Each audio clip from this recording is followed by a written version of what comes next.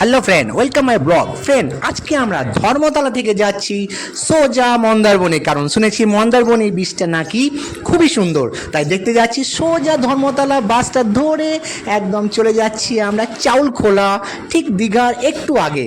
তো চাউলখোলাতে নেমে আমরা চলে গেলাম গ্র্যান্ড মন্দারবনী হোটেল, যেটা একদম সি বিচের একদম কাছে। আর হোটেলটা খুবই সুন্দর, আপনারা নিশ্চয়ই দেখতে পাচ্ছেন। তাই হোটেলের রিসেপশনে গিয়ে ফর্মালিটিস কমপ্লিট করে আমরা রুমে চলে এলাম একটু ফ্রেশ হওয়ার জন্য, কারণ বিচে যাবো। তো ফ্রেশ হলাম, দেখলাম রুমটা ভালো রুম হয়েছে, খুব সুন্দর রুমটা। আমরা একটু ফ্রেশ হয়ে যাচ্ছি, আর রুমগুলো খুব ভালো। আর রুমের সামনে মানে হোটেলের একটা সাইডের ভিউটাও খুব সুন্দর, এই যে আপনারা দেখছেন। এবার আমরা যাব সি বিচ। তো আমরা এবার বেরোলাম, আর আপনারা দেখতে পাচ্ছেন সুইমিং পুল আছে। তো সুইমিং পুলটা পরে এক্সপ্লোর করব, আগে আপনারা কিন্তু ব্লগটা অবশ্যই কন্টিনিউ করবেন, কারণ আজকের ব্লগটা খুবই মজার ব্লগ। তো ফ্রেন্ডস, চলুন দেখুন। এবার আমরা যাচ্ছি মন্দারমণি সমুদ্র সৈকত। তো আমরা সবাই যাচ্ছি, ভাই আছে,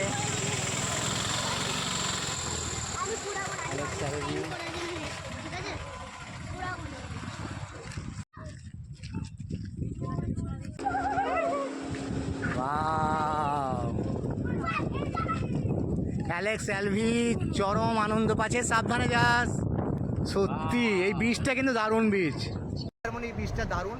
যদি সমুদ্র অনুভব করতে হয়, ফিলিংস যদি আনতে চান, তো এই মন্দারমণি বীচ সব থেকে সুন্দর। এদিকে দেখুন ফাঁকা একবারে নিরিবিলি, কিন্তু আর এত সুন্দর বালি, আর মানে সত্যি একটা আলাদা অনুভূতি।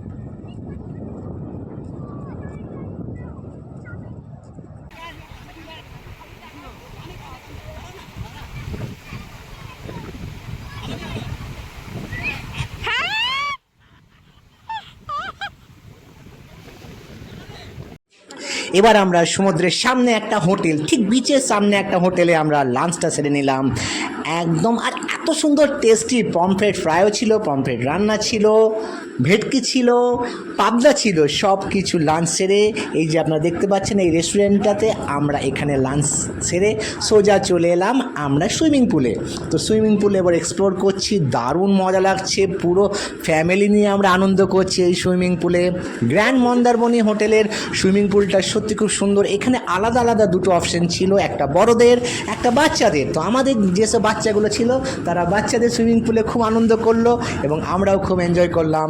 এরপরে আমরা আবার যাচ্ছি বিকালবেলায় সমুদ্র সৈকতে, কারণ বিকাল সন্ধ্যার সময় যে সমুদ্রের সামনে যে কতটা সুন্দর, এবং এখানকার হাওয়াটা এতটাই সুন্দর যেটা তো অনুভব করতে হবে। আর যত অন্ধকার হচ্ছে সমুদ্রতে থাকতে ততটা ভালো লাগছে, বীচটা এত সুন্দর, আর হাওয়াটাও সত্যি মন জুড়ে যাচ্ছে। যে এই যে আপনারা দেখছেন, সত্যি মন্দারমণি বীচটা হচ্ছে খুবই সুন্দর। তারপরে আমাদের অ্যালেক্স এলভি একটু ডাবে জল খেয়ে নিল।